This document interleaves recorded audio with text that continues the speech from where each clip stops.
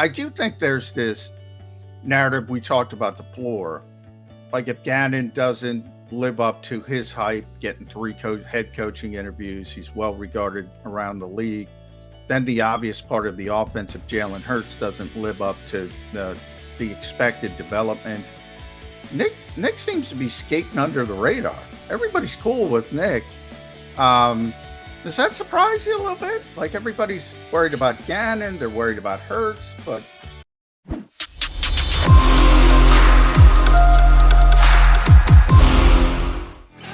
you got your Mac guys times two. Jody McDonald, John McMullen, and Glen Macnow. So we got three Macs in attendance to talk about the start of the season being just 3 days away.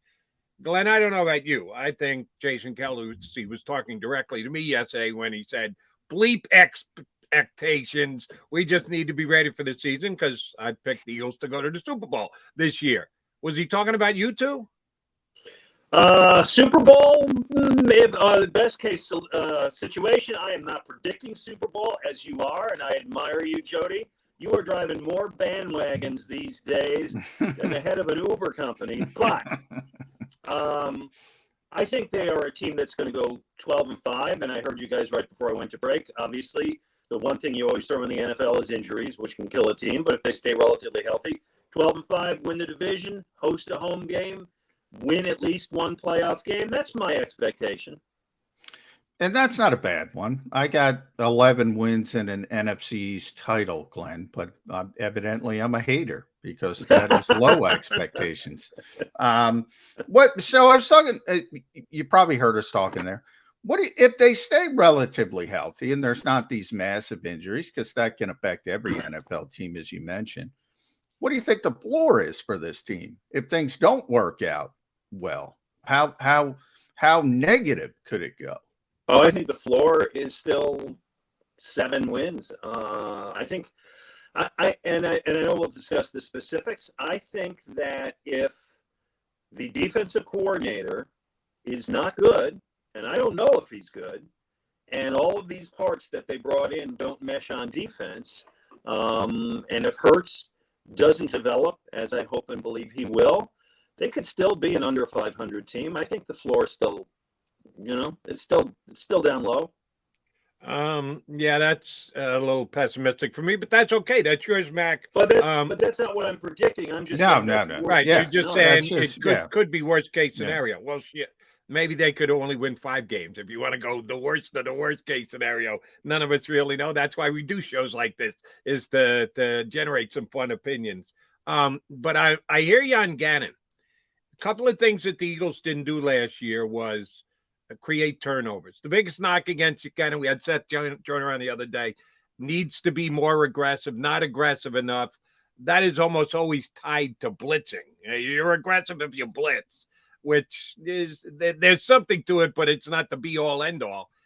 Getting turnovers usually shows aggression, and the Eagles were one of the worst in the National Football League last year at creating turnovers. Do you think Gannon will find a way? It's very difficult to game plan turnovers. Yeah, right down on a piece of paper. Yeah. Let's get turnovers. It doesn't really work that way, but will the Eagles be a team that will be able to cause more turnovers this year? Before I answer that, I just want to digress and say I got to get myself a new background because I'm looking at you two guys there living large. Yeah. I'm sitting on the here beach in my office at home. Early. Bare wall. Nice day, yeah. Glenn. Yeah. So I think that blitzing helps, and I think he will blitz more. I think that most of turnovers, as any coach will tell you, comes from pressure. And you'd like to believe they can get pressure from their front line without too much blitzing. I think they'll be better at it. I think we're going to have to see some things. Brandon Graham, is he going to come back healthy? Fletcher Cox, does he rebound and give you one more good year? Is Josh Sweat going to develop as they paid him to? And how does Hassan Reddick fit the scheme? If the answer to 3 of those 4s turns out to be positive, you're going to get the pass rush you didn't get last year, and then you will get those turnovers.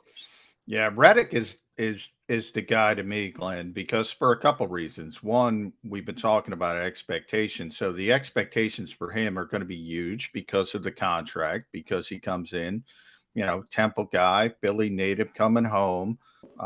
double-digit sack guy. This team hasn't had a double-digit sack guy on the edge since Connor Barwin. That's how far we got to go back.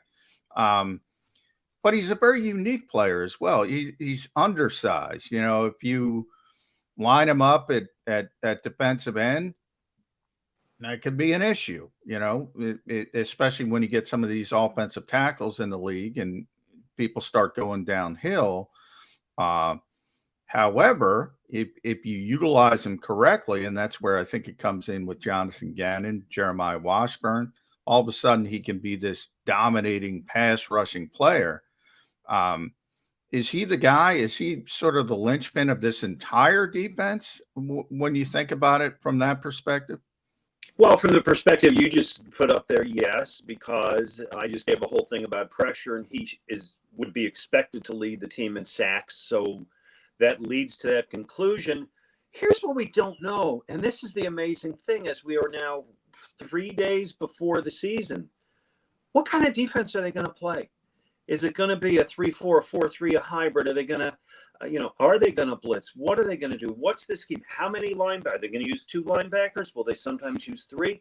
Because we saw nothing in the preseason, and because going to training camp is really what you can see now in training camp with what you were able to see 20 years ago is a fraction. So Jonathan Gannon accumulated all these great cards in the offseason, right? I mean, up to now, up to Chauncey Gardner-Johnson, who just came in, and we'll see when and how. But they got Bradbury, and they got this linebacker, and they drafted Jonathan Davis, and they drafted Nakobe Dean, and they added all these pieces in the offseason. And he's got this whole array of cards, and we don't know how he plans to use his hand.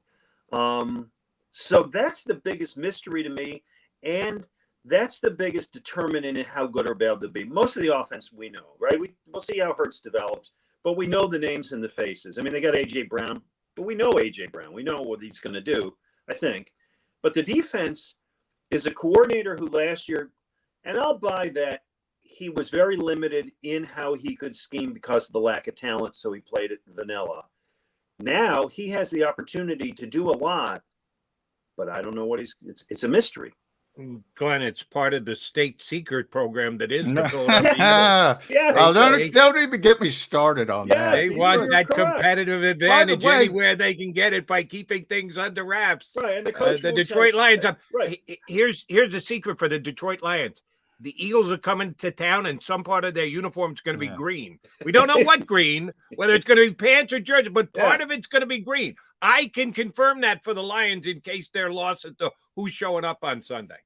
I know. I mean, he was asked yesterday in his newser, how's Miles Sanders look or something. He said, like, well, you'll learn. It's like, yeah. And by the way, Glenn, 10 minutes later we learned, right, because then we're out on the practice field. And Miles was dancing with Jalen Hurts, and we said, oh, he's fine. Why can't the head coach tell us that 10 minutes earlier?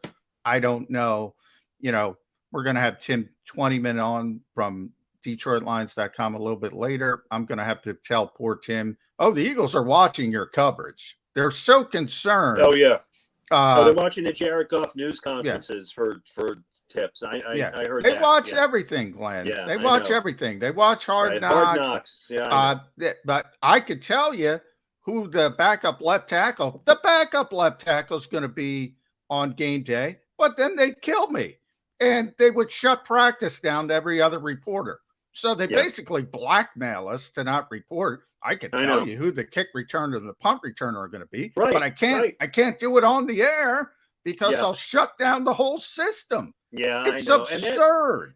And that's the NFL has switched to that. I mean, I don't know who the first was. Obviously, Belichick was huge in pushing it that way. Andy was that way, right, John? I mean, Andy wouldn't tell you anything. Well, Andy was a little bit different. Andy's a little bit old school in the fact that he would let you watch the entire practice back in those. Now they don't even about 10 minutes. But so there would be at least a give and take with Andy, and you would have a lot more background with Andy. So you'd be able to tell people what was going on in sort of a roundabout way. Yeah. And Andy would be fine with that. So, but you're right. I mean, everybody is very secretive. And you mentioned what defense they're going to play. They're playing Vic Fangio's defense. I tell Jody all the time, that's what they're playing. And that's the ironic thing to me. Everybody knows what they're doing. And this is not just the Eagles, every other team, but they all act like it's CIA level. Okay, but John, even within that, how much is Nakobe Dean going to play this year? I don't know. Well, that stuff is legit. Right. Is I don't Jordan think Davis going to play 15 plays a game, 30 plays a game, somewhere in between? It's like they have all these pieces that we have never seen together that I'm fascinated to watch how they mesh. No, that part is the interesting part, and the execution. I mean, that's what it comes down to. The ironic thing to me is coaches will tell you all the time, and I always gave Jimmy Johnson a ton of credit because Jimmy obviously won a bunch of Super Bowls, and then not a bunch, but we all know what happened with Jerry Jones after, and then Barry Switzer came in, won another with his team. But then when he wrote his book, he said we had 3 running plays. Everybody knew what we were doing. We had Larry Allen, Eric Williams, Emmitt Smith. Yeah. Stop it. Nobody could stop it. So execution is a bigger part of it than the actual scheme. But man, this new breed of coaches, they think, woof, and they're all running the same thing. RPO. And it is, and I don't know how sidetracked we're getting off what you guys want to talk about it, because it is, they don't need you. They don't need us. They don't need the media. They got the media. They don't have to sell at all. They're the highest rated thing in the world, and they can do it without telling John McMullen who's playing when and where. That is true. But yesterday, Jason Kelsey decided he needed the media to get a message out to his teammates that we better not get too comfortable here. Don't listen to everything you hear via the media and fans. Forget that. Listen to me. And he used the media to get that message out there to his teammates. So they may not need us as much as they once did, but when they find it advantageous to have the media around and use them, readily available. Good. Thank you very much. And we'll say it, we'll read it, we'll report it. Sure we will. Yeah, and again, that part of it I don't have as much as an issue with the fact that I think they believe. I think the coaches believe it. So now that we're on the coaches, I want to stick there with you, Glenn. You mentioned Jonathan Gannon. I do think there's this narrative we talked about the floor. Like if Gannon doesn't live up to his hype, getting 3 head coaching interviews, he's well regarded around the league.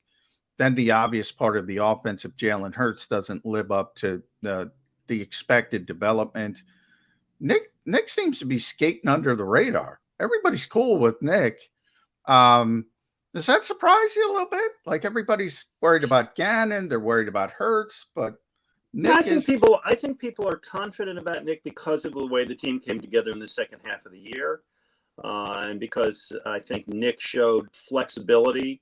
And you can debate whether giving away the play calling was a good idea or not. But I think, deciding after that horrible Dallas game where they ran the ball, 4 or 5 times, that they have to change it, changing on the fly, making it work. It was a team that was 2-5 and won 8 of its next 10 games. And my math may be wrong, but something like that. I think that gave Nick a lot of credential in this town. So I think people feel pretty good about him now. If they start out slowly again, if they lose to the Lions, as Jody knows over the years, WIP will explode. Yeah. But if they start out slowly, they have a pretty beneficial schedule early. If they start out 2-3, Nick will feel all of the heat. But I think going in, people like the way he grew last year and feel good about it. Let me ask you about a guy who should be an important player for the Philadelphia Eagles.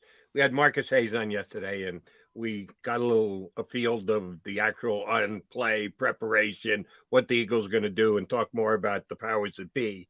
And he made several references on how Jeff Lurie influences Howie Roseman and how Howie Roseman then interacts with the coach. Do you think Jeff Lurie, his involvement on a day-to-day basis, his ability to make things happen within the organization, do you think it's more in season, off season, exactly the same, 365 days a year? How do you think Jeff Lurie impacts what happens on the field with the Philadelphia Eagles once the season starts? I think it's pretty minimal. I know the story came out. The famous story about when they beat the Packers that time. Which was a really nice win, but he was upset that they didn't throw the ball. And I'd love to know the details of that story, because I give Lurie credit for being smarter than throwing a tizzy after a win regardless. But he may have weighed in.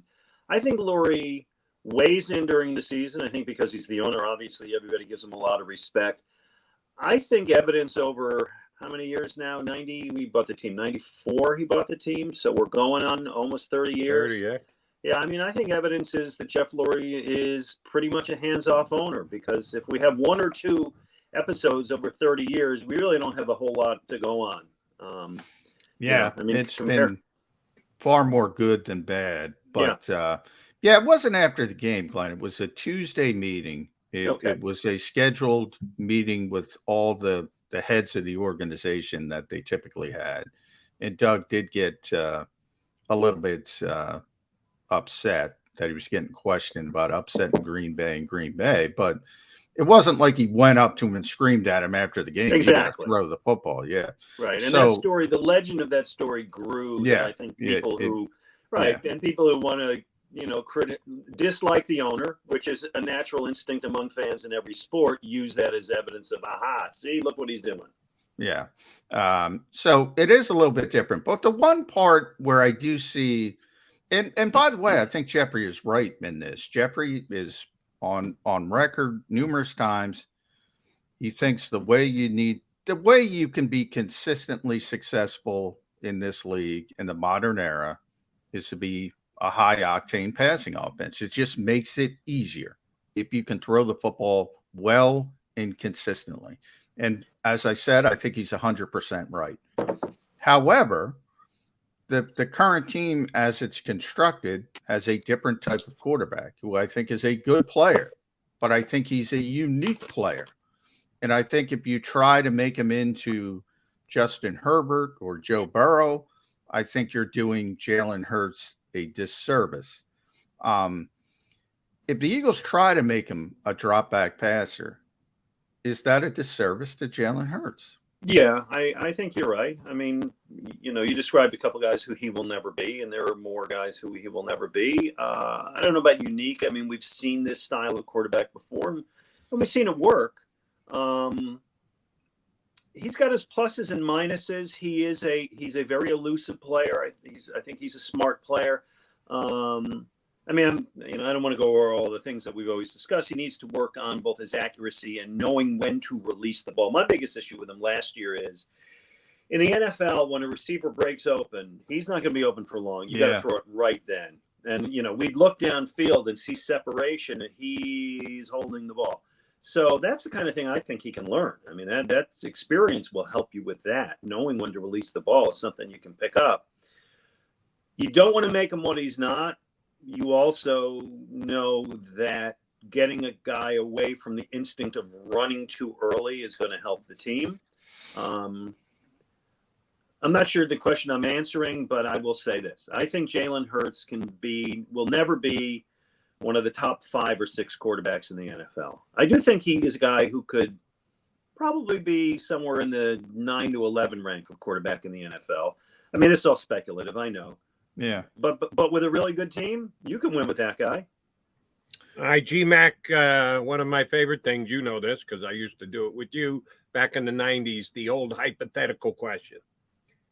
Eagles win their first week in Detroit. Not as big a blowout as maybe Jody McDonald thinks, double digits, blah, blah, blah.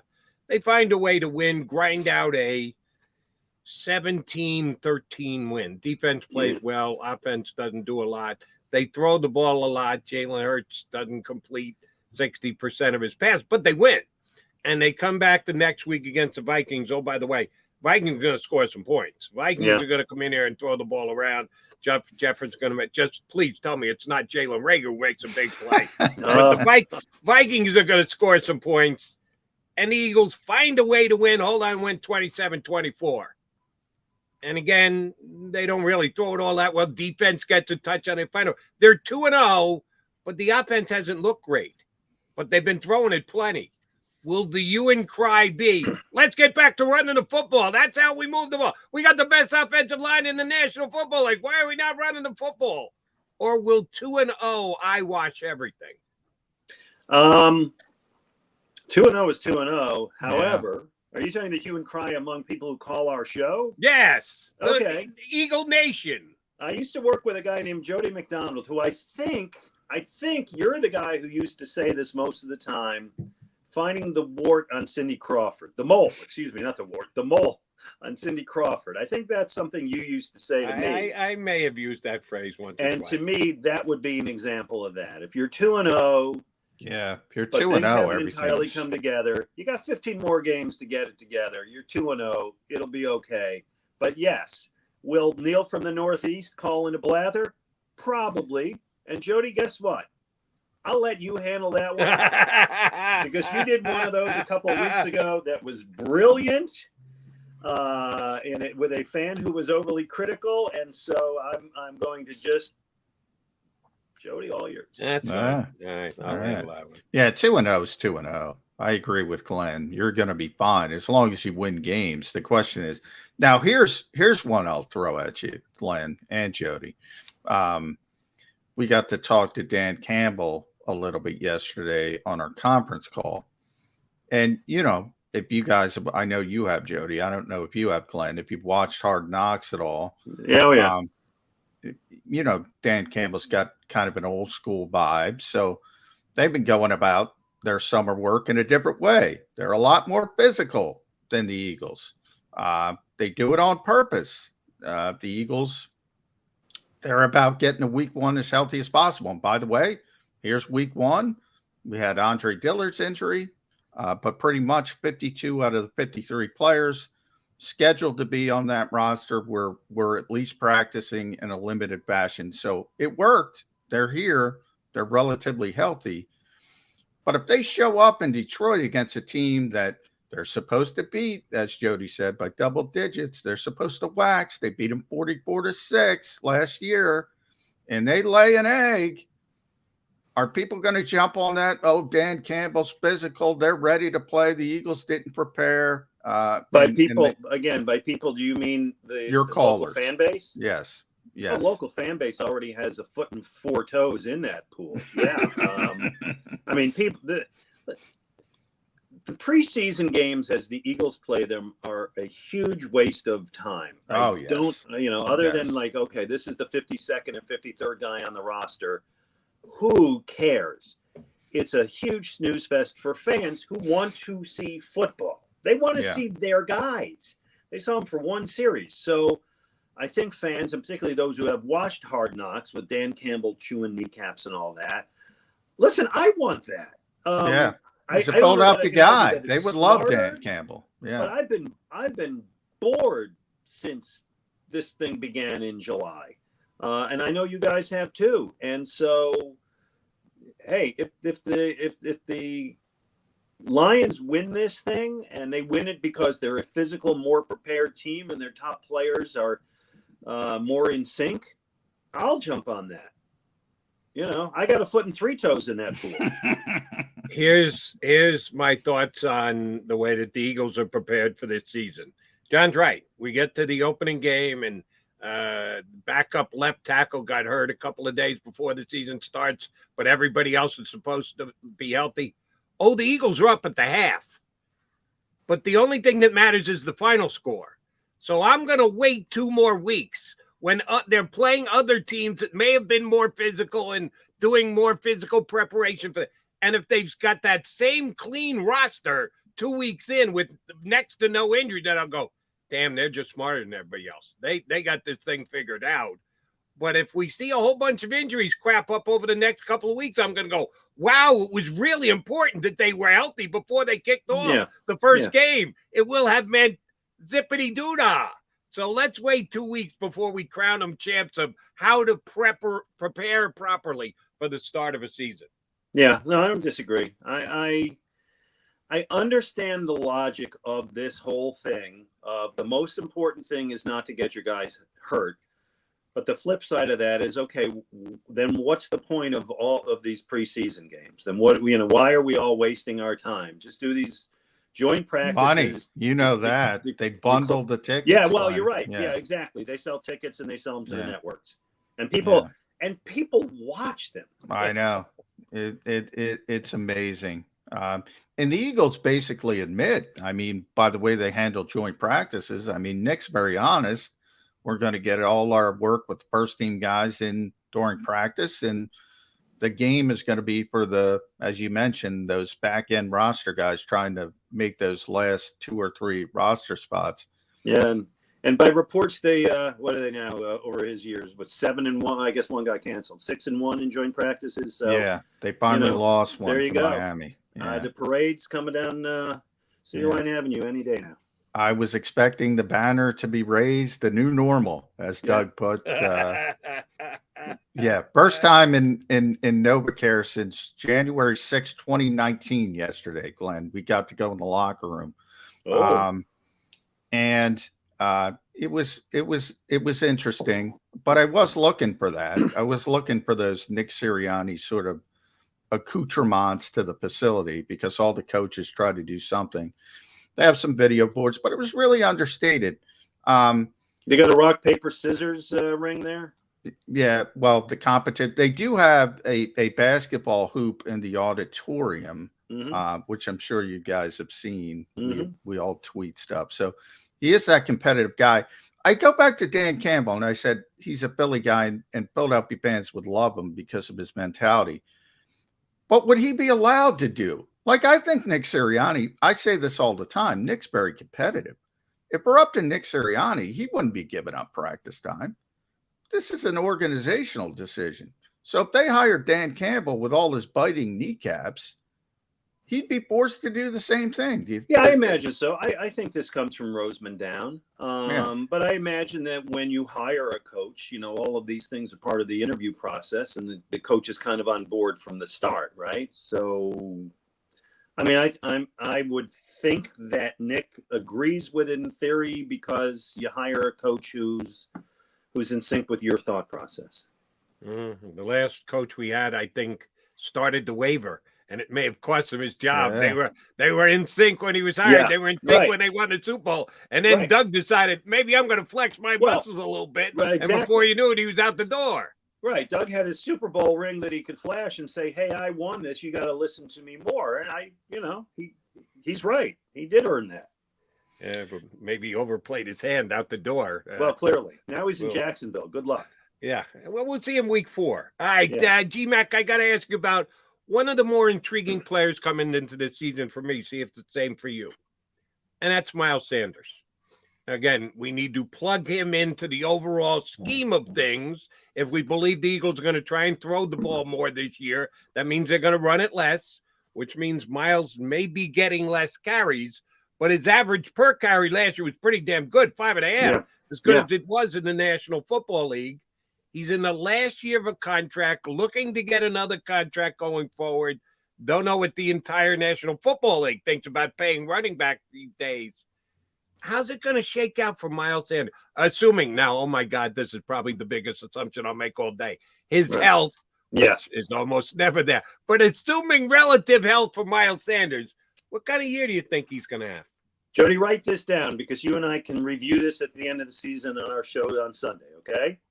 150 carries, 750 yards, 6 touchdowns. 6? Yeah. Wow, that's a lot of touchdowns. Yeah, I mean, he's due to get in there. You know, 30 to 35 catches for 300 yards and another 2 touchdowns. Yeah. So there you go. Boy, I'm going the over on that yardage. I think it all depends on health. If Miles is out there. Yeah, well, I'm including missing 2 games. As well you should. Yes. Yeah. I'll end it here with you at Real Glen Macnow. Yeah, I got one thing I got to plug. So give me a minute to plug something. We'll be plugged. I'm going to guess it's the Maryland Mike thing, but I'll let you plug that. Obviously, listen to him and Jody on WIP on the weekends. But Glenn, Kenny Gainwell, since Jody went down the Miles Sanders route, he did not have a great summer. And I was expecting big things from Kenny Gainwell. Are you concerned at all about that depth in the backfield? Because well, that's maybe they were, which is why they made the move to pick up the kid from San Francisco the other day. Yeah, Trey Sermon. Yeah, I mean that would speak to that. I didn't go to practice as you went to practice, so I didn't see Gainwell. But the reports I read and heard, as yours were, was that he didn't make the jump that was anticipated. Again, let's see how the season plays out. I would love to believe he's going to be the primary pass catching back out of the backfield and get 50 to 60 catches and be part of the offense that way. Am I concerned about the depth? I think I like Boston Scott more than a lot of people do. Every time they use him, to me, he seems to do well. I know it's limited. I think that you have enough talent at receiver and tight end. And I think you have a quarterback who can run. So doesn't worry me as much as it might on other teams. If the biggest concern is that you don't have a second and third running back who can carry you, that's okay. You also have a great line that can gain yards for anybody. Yeah, I like both Boston Scott and Sermon. I like the pickup. So if Gainwell doesn't take a step forward, I don't think it'll actually hurt the Eagles all that badly. All right, Glenn, in addition to Mike Sielski on Saturdays, Jody McDonald on Sundays, Eagle pregame responsibilities, basically having a different beer to drink every day of the year, 365. What else you got going? So and thank you for giving me a moment to do this. I am one of the partners in Conshohocken Brewing Company, and we're releasing a charity beer next Wednesday, and it's going to be called Merrill and Mike. Merrill Reese and Mike Quick are both part of this endeavor. The money goes to First Tee, not Golden Tee. That was an old video game. First Tee of Greater Philadelphia, which brings golf to disadvantaged kids and kids who might not get the chance, and provides them with equipment and time and lessons. And it's really a nice charity. We have an event at our place, Puddler's Kitchen and Tap in Bridgeport, which coincides with the release next Wednesday from 6 to 8:30. Merrill and Mike will be there. Bernie Perrant is going to come auction a jersey right off his back. Fran Dunphy and Martelli are going to auction lunch with somebody. Jody Mack and I are going to do, I know you're going to be busy, Jody. If you can make it, great, but I'm going to auction off an evening of drinking beers with Jody and me. And Jody, whatever style you want, we have it. I know. Yeah, you're not a big hophead. I'm old school. I like my buds, but on that night, I'll try whatever you put okay, in front of and me. One other thing that we are going to auction off, I just got this last night. I hold in my hand the original draft reports on every current Eagle on yellow legal pads. Oh, wow. Done by Ray Didinger. And he gave me all of these, and some lucky winner is going to, I'm looking at the original Jalen Hurts draft report from Ray. And we're going to auction these off along with some other really nice items. But mostly people come out, meet Merrill and Mike and Bernie and try the beer. Again, Merrill and Mike beer for a good charity. It is at our place, Puddler's Kitchen and Tap, which is at 3 DeKalb Street in Bridgeport, this coming Wednesday from 6 to 8:30. G-Mac, I will not be with you on Sunday because you're going to be busy doing the Eagles pregame show. Next week. You and I will do it on week number 2 when the Eagles are not playing on a Sunday at 1 o'clock. Always a pleasure, bud, whether it's on the radio or here with us on Birds 365. Thanks, pal. Thank you, Jody. Thank you, John. See you Thanks, guys. Glenn.